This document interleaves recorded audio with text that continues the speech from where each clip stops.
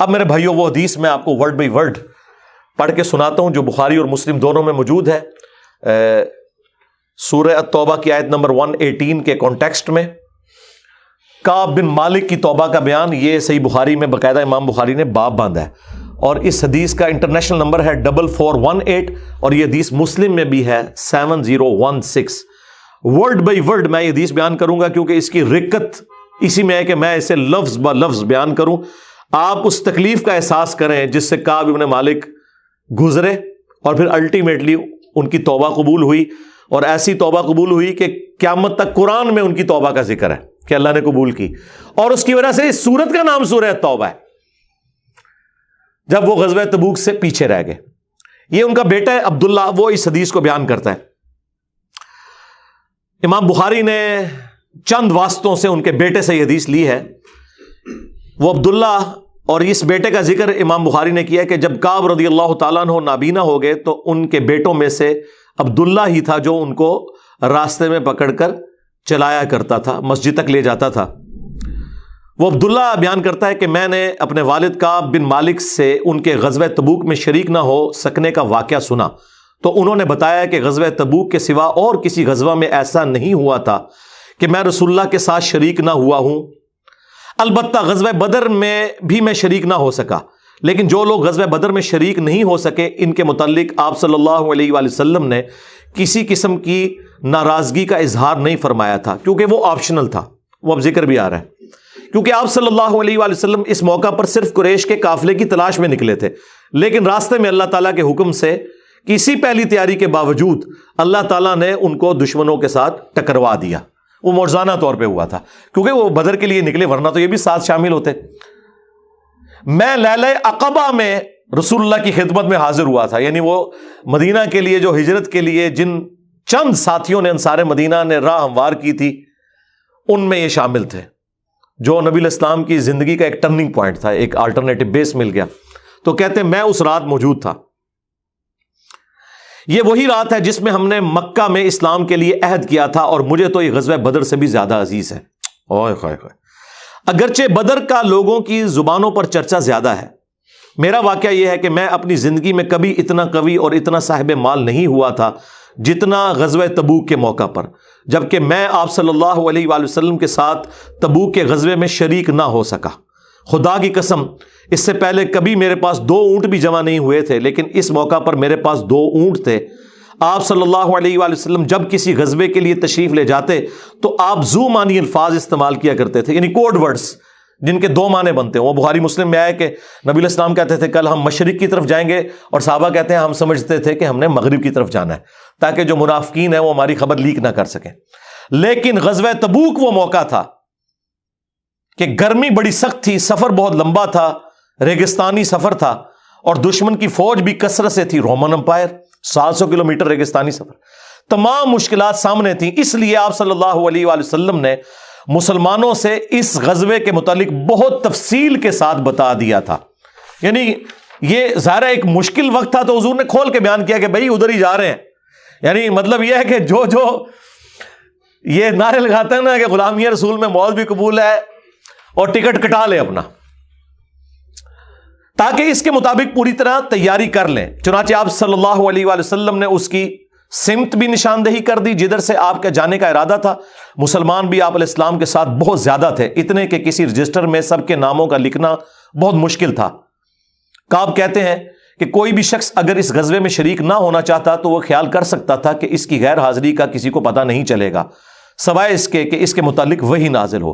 تو حضرت کعب کا کیا عقیدہ تھا کہ نبی علیہ السلام ان کے صحابہ کے پاس علم غیب نہیں تھا جب تک کہ اللہ تعالیٰ وحی کے ذریعے نہ بتا دے۔ تو باب شاہی کوئی نہیں، ہاں ایسے میں بولا کہ نہ بولا، میرے نبی سا ہے ہی کوئی نہیں، تیرے باب شاہی کوئی نہیں۔ اور یہ عقیدہ صحابہ کا کہ علم غیب یہ ہے کہ اللہ بتائے۔ آپ صلی اللہ علیہ وآلہ وسلم جب اس غزوے کے لیے تشریف لے جا رہے تھے تو پھل پکنے کا زمانہ تھا اور سایہ میں بیٹھ کر لوگ آرام کرتے تھے۔ اچھا دیکھیں اللہ کی آزمائش کہ پھل پک کے تیار ہو جائے تو آپ نے ٹائملی اتارنا ہے، اگر آپ نے نہیں اتارا تو وہ تو آپ کی پورے سال کی اکانومی اس سے وابستہ ہے۔ اللہ نے عین اس ٹائم پہ آزما لیا کہ ٹھیک ہے اب تم نبی کے ساتھ جاؤ۔ اب بعد میں بھی بھوک نظر آ رہی ہے، کہتے ہیں لوگ بیٹھ کے نہ چوراہوں پہ یہی باتیں کرتے تھے۔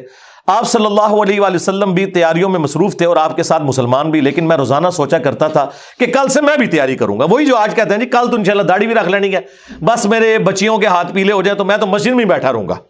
یہ وہی چیز ہے، یہ ہر انسان پہ اسے طول عمل کہتے ہیں، لمبی امیدیں لگانا. میں روزانہ اسے ٹالتا رہا. مجھے اس کا یقین تھا کہ میں تیاری کر لوں گا، مجھے آسانیاں میسر تھی. یوں ہی وقت گزرتا رہا اور آخر لوگوں نے اپنی تیاریاں بھی مکمل کر لی اور آپ صلی اللہ علیہ وآلہ وسلم مسلمانوں کو ساتھ لے کر روانہ بھی ہو گئے. اس وقت تک میں نے کوئی تیاری نہیں کی تھی. اس موقع پر میں نے اپنے دل کو یہی سمجھایا کل یا پرسوں تک تیاری کر لوں گا، پھر لشکر سے تیزی سے جا کر مل جاؤں گا.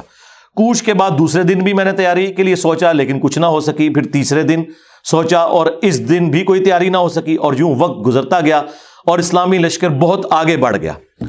غزوہ میں میرے شرکت کے لیے بات اب دور کی بات ہو گئی اور میں یہی ارادہ کرتا رہا کہ یہاں سے چل کر اب ان تک نہیں پہنچ سکوں گا. تھیندے تھی گیا. کاش میں نے ایسا کر لیا ہوتا، لیکن یہ میرے نصیب میں نہیں تھا. اچھا، جرم ہو جانے کے بعد آپ یہ کہہ سکتے ہیں میری تقدیر میں یہ لکھا تھا، پہلے نہیں. ہاں، وہ تو پھر اللہ پہ آپ بہتان مان دیں گے نا کہ میں نماز اس لیے نہیں پڑھ رہا کہ اللہ نے میرا مقدر کیا ہے کہ میں اگلی نماز نہ پڑھوں. نہ، ہاں بعد میں آپ کہہ سکتے ہیں کہ میری تقدیر میں لکھا تھا کہ میں اتنا بدبخت ہوں کہ میں نماز چھوڑوں گا، اور وہ چھوڑوں گا اپنی مرضی سے. اللہ نے تو اپنے علم سے فورس ہی کیا. آپ صلی اللہ علیہ وآلہ وسلم کے تشریف لے جانے کے بعد جب میں باہر نکلتا تو مجھے بڑا دکھ ہوتا، کیونکہ یا تو وہ لوگ نظر آتے تھے جن کے چہروں سے نفاق ٹپکتا تھا. ہاں، اب پیچھے رہنے والے تو وہ تھے جو ہے ہی منافقین تھے شکلوں سے، ٹھیک ہے، یا پھر وہ لوگ تھے جنہیں اللہ نے معذور اور ضعیف قرار دے کر معاف کر دیا تھا. وہ سورہ توبہ میں 92 نمبر آیت میں گزرا ہے نا کہ وہ لوگ پھر رسول اللہ سے اس حال میں واپس ہوتے ہیں کہ ان کی آنکھیں آنسوؤں سے تر ہوتی ہیں کہ نہ حضور انہیں کوئی سواری دے سکتے ہیں، غریب لوگ ہیں. اور وہ لوگ بھی جو مریض ہیں ان کو اللہ تعالیٰ نے اس حوالے سے چھٹکارا دے دیا. آپ صلی اللہ علیہ وآلہ وسلم نے میرے بارے میں کسی سے کچھ نہیں پوچھا، لیکن جب آپ تبوک پر پہنچے تو وہیں ایک مجلس میں آپ نے دریافت کیا کہ کعب نے کیا کیا. آپ نظروں میں تو تھا نا جی، خاص بندے جو ہوتے ہیں وہ نظروں میں تو ہوتے ہیں. یعنی یہ تو ایکسپیکٹ ہی نہیں نہ کیا جا سکتا کہ مین ٹیم ممبر پیچھے رہ جائے. تو اس سے اندازہ لگائے کہ حضرت کعب بن مالک کو چھوٹے بندے نہیں تھے. بنو سلمہ کے ایک صاحب نے کہا یا رسول اللہ اس کے غرور نے اسے آنے نہیں دیا. اس پر حضرت معاذ ابن جبل بولے تم نے بری بات کہی. یا رسول اللہ خدا کی قسم ہمیں ان کے متعلق خیر کے سوا اور کچھ معلوم نہیں. تو نبی علیہ السلام نے اس کے جواب میں کچھ نہیں فرمایا. دیکھیں انہوں نے پوری رپورٹ لی ہے پیچھے سے کہ کیا کچھ ہوتا رہا وہاں. اب حضور نے کوئی ورڈنگ دی، ظاہر ہے نبی علیہ السلام کو بھی غصہ تھا. کعب بن مالک رضی اللہ تعالیٰ نے بیان کیا کہ جب مجھے معلوم ہوا کہ نبی علیہ السلام واپس تشریف لا رہے ہیں تو اب مجھ پر فکر سوار ہونے لگی اور میرا ذہن کوئی ایسا جھوٹا بہانہ تلاش کرنے لگا جس سے میں کل حضرت کی ناراضگی سے بچ سکوں. دیکھیں وہ بھی عام انسان تھے، اتنے اولو العزم صحابہ، لیکن ظاہر نفس تو ہر بندے کے ساتھ لگا ہے. وہ بھی سوچ رہے ہیں کہ یار چلو میں بہانہ کر لوں گا، کوئی مجبوری تھی. ہوئے ہوئے ہوئے ہوئے. اپنے گھر کے ہر عقل مند آدمی سے اس کے متعلق میں نے مشورہ بھی کی، لیکن جب مجھے معلوم ہوا کہ نبی علیہ السلام مدینے سے بالکل قریب آ چکے ہیں تو غلط خیالات میرے ذہن سے بالکل نکل گئے اور مجھے یقین ہو گیا کہ اس معاملے میں جھوٹ بول کر اپنے آپ کو کسی طرح محفوظ نہیں کر سکتا. چنانچہ میں نے سچی بات کہنے کا پختہ ارادہ کر لیا. صبح کے وقت حضرت جب تشریف لائے تو آپ صلی اللہ علیہ وآلہ وسلم جب کسی سفر سے واپس آتے تھے تو آپ کی یہ مبارک عادت تھی کہ پہلے مسجد میں تشریف لے جا کر 2 رکعت نوافل پڑھتے، پھر لوگوں کے ساتھ مجلس میں بیٹھتے. جب آپ اس عمل سے فارغ ہو چکے تو آپ کی خدمت میں لوگ آنے لگے جو غزوہ میں شریک نہیں ہوئے تھے اور قسم کھا کھا کر اپنے عذر بیان کرنے لگے. اور ایسے لوگوں کی تعداد 80 کے قریب تھی، یعنی 80 لوگ ایسے تھے جو جھوٹے بہانے لگا رہے تھے. آپ صلی اللہ علیہ وآلہ وسلم نے ان کے ظاہر کو قبول فرما لیا اور ان سے دوبارہ سے عہد بھی لے لیا، ان کے لیے دعائے مغفرت بھی کی. دیکھو جی، آپ لوگ تو کہتے ہیں کوئی بزرگ دعا کر دے، حضور نے بھی دعائے مغفرت کر دی ہے، لیکن اللہ نے کراس پھیر دیا ہے. ہاں یہ ذہن میں رکھیں. آپ نے بہانہ بھی قبول کر لیا، دوبارہ سے بیعت بھی کر لی، چلو تجدید عہد بھی ہو گیا جی. اگر بیعت ٹوٹ گئی تو دوبارہ ہو گئی، اور دعا بھی کر دی اور ان کے باطن کو اللہ کے سپرد کر دیا. کیا بات ہے جی. یہ میرے نبی کا ہی جگر ہے جی، شکلوں سے بھی پہچان لیا ہے، صحابہ اگر پہچان ہے کا باطن کا معاملہ اللہ جانے، اس کے بندے جانے۔ اس کے بعد میں حاضر ہوا، میں نے سلام کیا تو آپ علیہ السلام مسکرائے، آپ کی مسکراہٹ میں ناراضگی تھی۔ آپ نے فرمایا آؤ، میں چند قدم چل کر آپ کے سامنے بیٹھ گیا۔ آپ نے مجھ سے دریافت کیا کہ تم غزوہ میں کیوں شریک نہیں ہوئے، کیا تم نے کوئی سواری نہیں خریدی تھی؟ میں نے عرض کیا میرے پاس سواری موجود تھی، اللہ کی قسم اگر میں آپ کے سوا کسی دنیا دار شخص کے سامنے آج بیٹھا ہوتا تو کوئی نہ کوئی بہانہ کر لیتا اور اس کی ناراضگی سے بچ جاتا۔ مجھے خوبصورتی کے ساتھ گفتگو کا سلیقہ بھی معلوم ہے، لیکن اللہ کی قسم مجھے یقین ہے کہ اگر آج میں آپ کے سامنے کوئی جھوٹا بہانہ کر بھی دوں اور آپ راضی بھی ہو جائیں تو بہت جلد اللہ تعالیٰ آپ کو مجھ سے ناراض کر دے گا، کیونکہ میں بظاہر تو بہانہ کروں گا لیکن اللہ تو وحی کے ذریعے آپ کو بتا دے گا یہ جھوٹ بول رہا ہے۔ اس کی بجائے اگر میں آپ سے سچی بات کروں تو یقیناً آپ کو میری طرف سے ناراضگی تو ہوگی، لیکن اللہ سے مجھے امید ہے کہ وہ مجھے معاف کر دے گا۔ خدا کی قسم مجھے کوئی عذر نہیں تھا، اللہ کی قسم اس وقت سے پہلے میں کبھی اتنا آسودہ حال نہیں تھا، اور پھر بھی میں آپ کے ساتھ شریک نہ ہو سکا۔ نبی علیہ السلام نے فرمایا کہ اس نے سچی بات بتا دی، اچھا اب جاؤ یہاں تک کہ اللہ تمہارے بارے میں خود ہی کوئی فیصلہ کرے۔ میں اٹھ گیا اور میرے پیچھے بنو سلمہ کے کچھ لوگ بھی دوڑے آئے اور مجھ سے کہنے لگے اللہ کی قسم ہمیں تمہارے متعلق یہ معلوم نہیں تھا کہ اس سے پہلے تم نے کوئی گناہ کیا ہو، تم نے تو بڑی غلطی کی۔ آپ علیہ السلام کے سامنے ویسے ہی کوئی بہانہ کر دیتے جیسا کہ دوسرے لوگوں نے کیا، تمہارے گناہ کے لیے نبی علیہ السلام کا استغفار ہی کافی ہو جاتا، وہی جو کچھ بھی ہیں تیرے محبوب کی امت سے ہیں۔ لیکن سرکار یہ کعب بن مالک تھے، ان کو پتا تھا، اور مشورہ دینے والے بھی صاحب ہیں، دیکھو کیا مشورہ دے رہے ہیں کہ کو بہانہ کر لینا سی، حضور نے دعا کرنی سی۔ مینٹالٹی اس زمانے میں بھی اس طرح ہی تھی، یہ نہ سمجھیں آج کے لوگ ہی کہتے ہیں، اس زمانے میں بھی ڈھیلے مسلمان تو تھے، تو حضور نے تیرے لیے دعا کر دینی تھی، تو تو نے تو یہ کام۔ اللہ کی قسم ان لوگوں نے مجھے اتنی ملامت کی کہ مجھے خیال آیا کہ واپس جا کر کوئی جھوٹا بہانہ کر ہی آؤں۔ اندازہ کرو ایڈا انہوں نے جناب انہوں نے کیتا کہ چلو ٹھیک ہے میں ان جا کے بہانہ کر لوں۔ پھر میں نے ان سے پوچھا کیا میرے علاوہ کسی اور نے بھی کوئی ایسا عذر بیان کیا ہے؟ تو انہوں نے بتایا کہ ہاں 2 حضرات اور ہیں جنہوں نے معذرت کی جس طرح تم نے کی، اور انہیں بھی وہی جواب ملا جو تمہیں ملا۔ میں نے پوچھا وہ کون ہے؟ تو انہوں نے بتایا کہ مرارہ بن ربیع اور ہلال بن امیہ رضی اللہ عنہما۔ ان 2 ایسے صحابہ کا نام انہوں نے لے دیا جو صالح تھے اور اصحاب بدر بھی تھے، ان کا طرز عمل میرے لیے نمونہ بن گیا۔ انہوں نے کہا اگر یہ 2 بدری صحابی بھی ان کے ساتھ بھی یہی کچھ ہوا ہے نا تو میں اچھے لوگوں کی فہرست میں اب شامل ہو جاؤں، میں اب پکا رہوں۔ ان کا طرز عمل میرے لیے نمونہ بن گیا۔ چنانچہ انہوں نے جب ان بزرگوں کا نام لیا تو میں اپنے گھر چلا آیا۔ آپ علیہ السلام نے لوگوں کو ہم سے بات چیت کرنے سے ممانعت کر دی۔ لو جی سوشل بائیکاٹ ہو گیا۔ اللہ اکبر۔ بہت سے لوگ جو غزوے میں شریک نہیں ہوئے تھے ان میں سے صرف ہم 3 تھے، لوگ ہم سے الگ رہنے لگے اور سب لوگ بدل گئے۔ ایسا نظر آتا تھا کہ ہم سے ساری دنیا بدل گئی ہے، ہمارا اس سے کوئی واسطہ ہی نہیں۔ 50 دن تک ہم اسی حال میں رہے۔ میرے 2 ساتھیوں نے تو اپنے گھروں سے نکلنا ہی چھوڑ دیا، ہر وقت روتے رہتے تھے، لیکن میرے اندر ہمت تھی، میں باہر نکلتا تھا، مسلمانوں کے ساتھ نماز میں بھی شریک ہوتا تھا اور بازاروں میں بھی گھومتا تھا، لیکن کوئی شخص مجھ سے بولتا نہیں تھا۔ میں نبی علیہ السلام کی خدمت میں بھی حاضر ہوتا، آپ کو سلام بھی کرتا۔ جب آپ نماز کے بعد مجلس میں بیٹھتے تو میں اس کی جستجو میں لگا رہتا کہ دیکھوں سلام کا جواب دیتے ہیں یا نہیں، اور میری نظر حضور کے ہونٹوں کی طرف ہوتی کہ جواب میں ہلے یا نہیں۔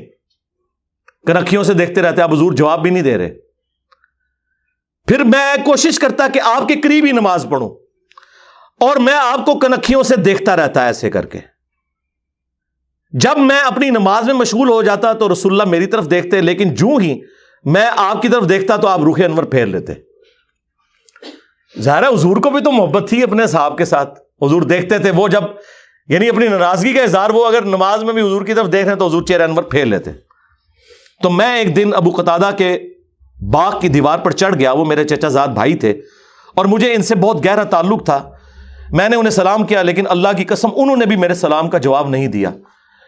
میں نے کہا ابو قتادہ تمہیں اللہ کی قسم کیا تم نہیں جانتے کہ اللہ اور اس کا رسول سے مجھے کتنی محبت ہے؟ انہوں نے کوئی جواب نہیں دیا. میں نے دوبارہ ان سے یہی سوال کیا, اللہ کی قسم دے کر پوچھا, لیکن وہ پھر بھی خاموش رہے. میں نے پھر اللہ کا واسطہ دے کر ان سے سوال کیا. اس مرتبہ انہوں نے صرف اتنا کہا, اللہ اور اس کا رسول زیادہ بہتر جانتے ہیں. دیکھیں جی اس بات کا جواب انہوں نے کہا, بھائی اللہ کے نبی نے منع کیا ہے, اب بائیکاٹ ہے تیرا. اللہ اکبر. اس پر میرے آنسو پھوٹ پڑے. میں واپس چلا آیا اور دیوار پر چڑھ کر نیچے باہر اترا. پھر وہ بیان کرتے ہیں کہ ایک دن مدینہ کے بازار میں جا رہا تھا کہ شام کا ایک کاشتکار جو کہ غلہ بیچنے مدینہ آیا تھا پوچھ رہا تھا کعب بن مالک کہاں رہتے ہیں. لوگوں نے میری طرف اشارہ کیا, وہ میرے پاس آیا اور غسان جو بادشاہ تھا رومن امپائر کا, اس کا ایک خط مجھے دیا.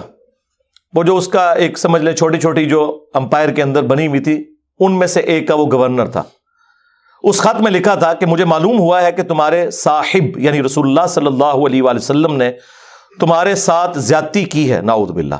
اللہ نے تمہیں کوئی ذلیل ہونے کے لیے پیدا تو نہیں کیا کہ تمہارا حق ضائع کیا جائے. تم ہمارے پاس آ جاؤ, ہم تمہارے ساتھ بہتر سلوک کریں گے. یعنی دشمن کی فوج کے ہیڈ کی طرف سے خط آیا.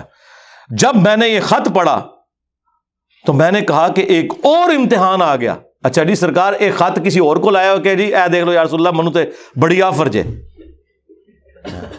یہاں لوگ دنیا دار لوگ ہی کرتے ہیں نا جی, مجھے فلاں جگہ سے آفر ہو رہی ہے. لیکن جو اہل ایمان ہے وہ تو کہتے ہیں کہ یار میں اس لیول پہ گر گیا ہوں کہ اب کافر بھی مجھے بلا رہے ہیں. انہوں نے یہ رزلٹ نکالا, چونکہ مومن تھے نا. میں نے اس خط کو تندور میں جلا دیا. ان 50 دنوں میں سے جب 40 دن گزر گئے تو نبی علیہ السلام کا ایلچی میرے پاس آیا اور اس نے کہا کہ رسول اللہ نے حکم دیا ہے کہ اپنی بیوی کے قریب نہ جاؤ.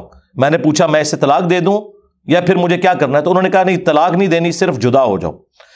میرے دونوں ساتھیوں کو جنہوں نے میری طرح معذرت کی تھی یہی حکم ملا.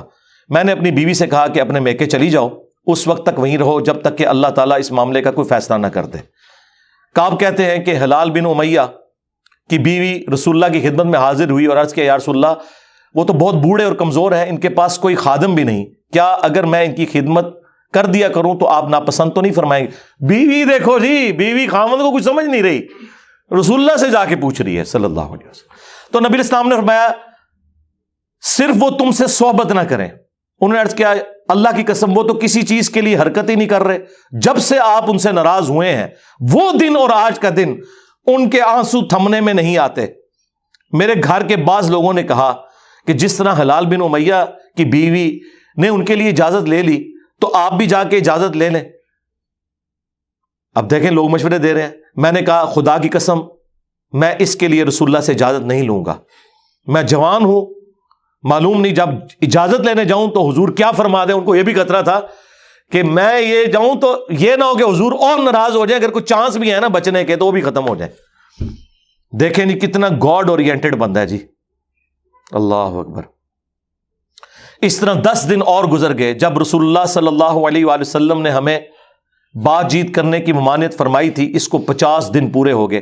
50ویں رات کی صبح کو جب میں فجر کی نماز پڑھ چکا اور اپنے گھر کی چھت پر بیٹھا ہوا تھا, اس طرح جیسا کہ اللہ تعالیٰ نے ذکر کیا وہ ہم آیت پڑھ چکے ہیں, سورہ توبہ کی آیت نمبر 118, جس میں تھا نا کہ زمین وسعت کے باوجود تنگ ہو گئی اور ان کا دم گھٹنے والا تھا. میرا دم گھٹ رہا تھا, زمین اپنی تمام وسعتوں کے باوجود میرے لیے تنگ ہوتی جا رہی تھی. میں نے ایک پکارنے والے کی پکار سنی جو سلع کی پہاڑی پر چڑھ کر بلند آواز سے کہہ رہا تھا اے کعب بن مالک تمہیں بشارت ہو, اے کعب بن مالک تمہیں بشارت ہو. انہوں نے بیان کیا کہ یہ سنتے ہی میں سجدے میں گر پڑا اور مجھے یقین ہو گیا کہ اب اللہ کی طرف سے فراخی ہو جائے گی. فجر کی نماز کے بعد رسول اللہ صلی اللہ علیہ وآلہ وسلم نے اللہ کی بارگاہ میں ہماری توبہ کی قبولیت کا اعلان کر دیا. لوگ میرے پاس بشارت دینے کے لیے آنے لگے اور میرے 2 ساتھیوں کو بھی جا کر بشارت دی. ایک صاحب زبیر بن عوام اپنا گھوڑا دوڑاتے ہوئے آئے. ادھر قبیلہ اسلم کے ایک صحابی نے پہاڑی پر چڑھ کر آواز دی اور وہ آواز گھوڑے سے زیادہ تیز تھی. جن صحابی نے پہاڑی سے آواز دی تھی جب وہ میرے پاس بشارت دینے آئے تو میں نے اپنے دونوں کپڑے اتار کر بشارت کی خوشی میں انہیں دے دیے. اللہ کی قسم اس وقت ان 2 کپڑوں کے سوا دینے کے لیے میرے پاس اور کچھ نہ تھا. پھر میں نے ابو قتادہ سے 2 کپڑے ادھارے مانگے اور رسول اللہ کی خدمت میں حاضر ہوا. جوگ در جوگ لوگ مجھ سے ملاقات کرتے جا رہے تھے اور مجھے توبہ کی قبولیت پر بشارت دیتے جا رہے تھے۔ اللہ کی بارگاہ میں توبہ کی قبولیت مبارک ہو۔ کعب رضی اللہ تعالیٰ عنہ بیان کرتے ہیں کہ آخر میں مسجد میں داخل ہوا تو رسول اللہ صلی اللہ علیہ وآلہ وسلم تشریف رکھتے تھے، چاروں طرف صحابہ کا مجمع تھا۔ طلحہ بن عبید اللہ دوڑ کر میری طرف آئے اور مجھ سے مصافحہ کیا اور مبارکباد دی۔ اللہ کی قسم وہاں موجود مہاجرین میں سے کوئی شخص بھی میرے آنے پر کھڑا نہ ہوا۔ طلحہ رضی اللہ تعالیٰ عنہ کا یہ احسان میں کبھی نہیں بھولوں گا کہ انہوں نے کھڑے ہو کر میرا استقبال کیا۔ جب میں نے رسول اللہ کو سلام کیا تو آپ علیہ السلام کا چہرہ مبارک خوشی اور مسرت سے دمک اٹھا۔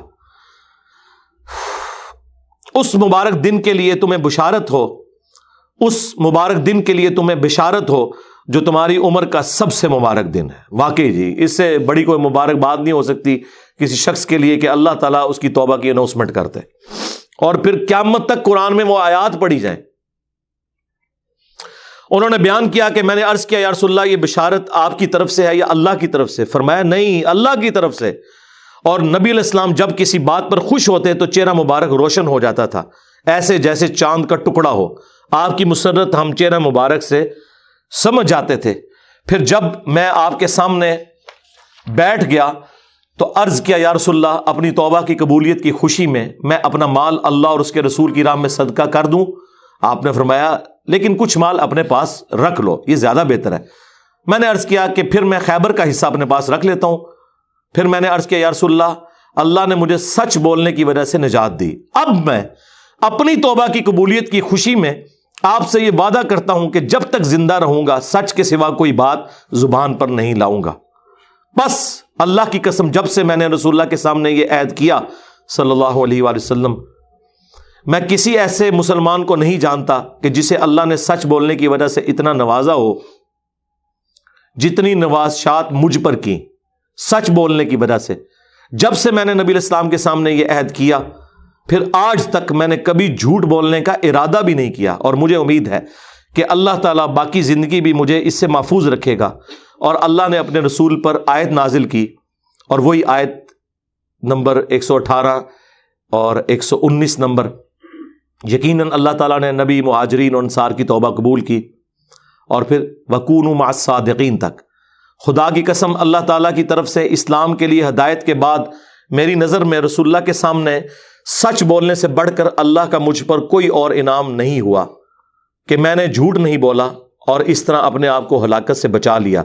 جیسا کہ جھوٹ بولنے والے ہلاک ہوئے، نزول وحی کے زمانے میں جھوٹ بولنے والوں پر اللہ تعالیٰ نے اتنی شدید وعید فرمائی جتنی شدید وعید کسی اور کے لیے نہیں تھی۔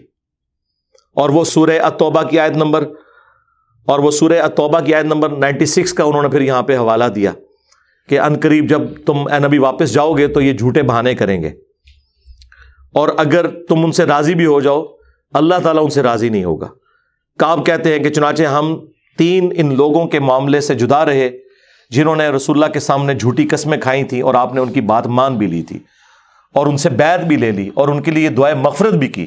ہمارا معاملہ رسول اللہ نے چھوڑ دیا اور اللہ نے خود اس کا فیصلہ کیا، اور پھر اللہ تعالیٰ نے یہ آیت نازل کی جو ہم نے یہ پڑھی سورہ التوبہ کی آیت نمبر 118، وَعَلَى الثَّلَاثَةِ الَّذِينَ خُلِّفُوا حَتَّى إِذَا ضَاقَتْ عَلَيْهِمُ الْأَرْضُ بِمَا رَحُبَتْ وَضَاقَتْ عَلَيْهِمْ أَنفُسُهُمْ وَظَنُّوا أَن لَّا مَلْجَأَ مِنَ اللَّهِ إِلَّا إِلَيْهِ ثُمَّ تَابَ عَلَيْهِمْ لِيَتُوبُوا إِنَّ اللَّهَ هُوَ التَّوَّابُ الرَّحِيمُ۔